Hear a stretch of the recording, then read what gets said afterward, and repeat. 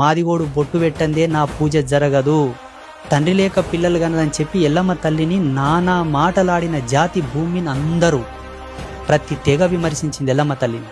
అటువంటి సందర్భంలో కేవలం ఒకే ఒక్క కడప, ఒకే ఒక్క కుటుంబం, ఒకే ఒక్క తెగ ఆ తల్లిని కడుపులో పెట్టుకొని కాపాడింది. శరణు కోరిన వాడిని రక్షించేటటువంటి జాతి రక్తం మాది. ఏమాపతం చెప్పంటే, అయ్యా నా కొడుకు నన్ను తరుముకుంటూ వస్తున్నాడు, బలపరశురాముడు, బాలపరశురాముడు, భార్గవరాముడు అని చెప్తే ఎవరైనా అగుగాక బ్రహ్మాదులు వచ్చినా కూడా నిన్ను రక్షిస్తా అని చెప్పి అభయం ఇచ్చినటువంటి వీరుడు మాదిగోడు. వీళ్ళందరినీ దాగుంది నా తల్లి అని చెప్పి వాళ్ళు అడ్డుకుంటే వాళ్ళిద్దరిని తలకాయలు తీసేస్తాడు.